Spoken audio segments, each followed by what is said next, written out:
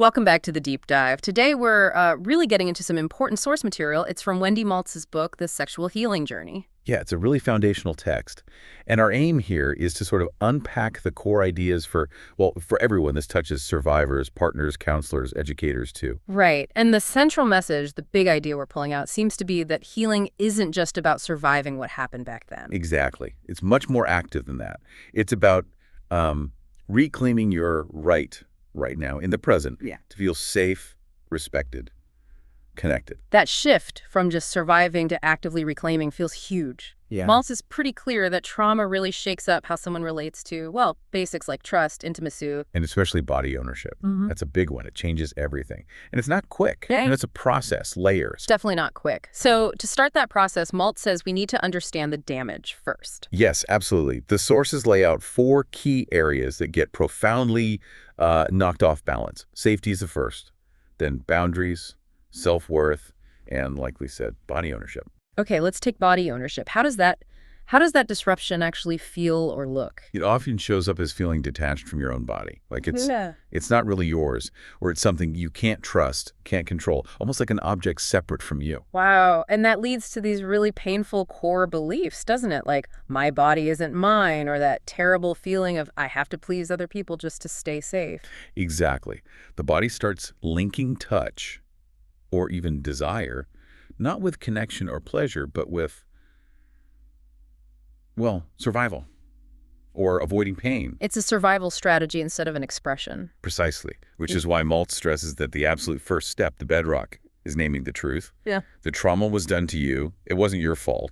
It wasn't your choice, ever. Getting that clear is essential. It's non-negotiable. Yeah. It's the anchor you need before you can even start to rebuild. Okay, so once that anchor is in place, how does the material guide someone towards repairing that relationship with their body, making it feel safe again? It starts small, really small, like learning to just notice physical sensations again, but without judging them immediately. Just establishing communication. Yes, yeah, with a part of yourself that might have been silenced. Simple things like maybe gently placing a hand on your own heart, feeling that contact, or using grounding techniques, focusing on your breath when difficult memories surface. And the goal isn't immediately about pleasure, right? It's more fundamental. It's about restoring a sense of control and basic communication first. Yeah. Feeling in your body safely. Okay.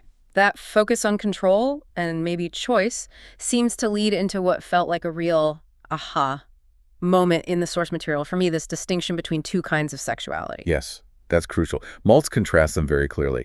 On one hand, there's what she calls trauma-based sexuality. Yeah, driven by fear, shame, secrecy. All of that. Disconnection, feeling powerless, maybe feeling obligated. Sex in that context isn't about connection. It's often a way to cope or survive, or sometimes even a form of self-harm.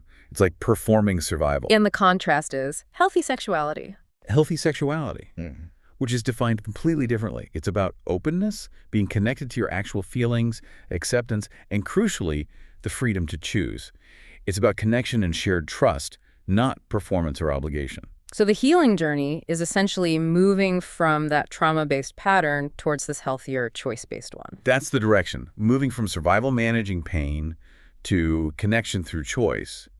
And this healing, it really thrives in relationships. How so? What kind of relationships? Relationships that are, fundamentally respectful, patient, where communication is open and there's absolutely no pressure.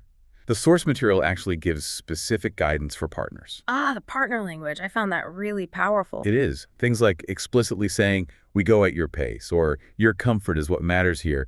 Even, I'm here with you, not aiming for some goal. It puts the power right back with the survivor. It's collaborative. Exactly. It counters that loss of control. And that idea extends to the guided exercises mentioned too.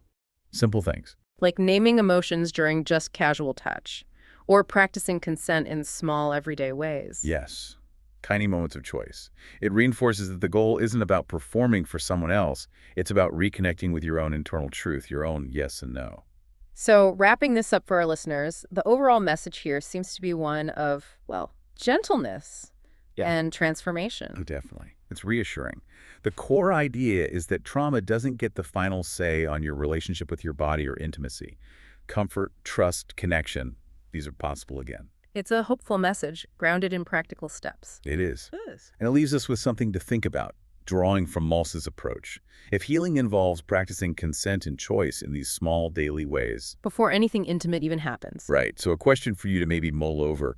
What's one small, totally non-sexual boundary you could consciously choose to notice or enforce today?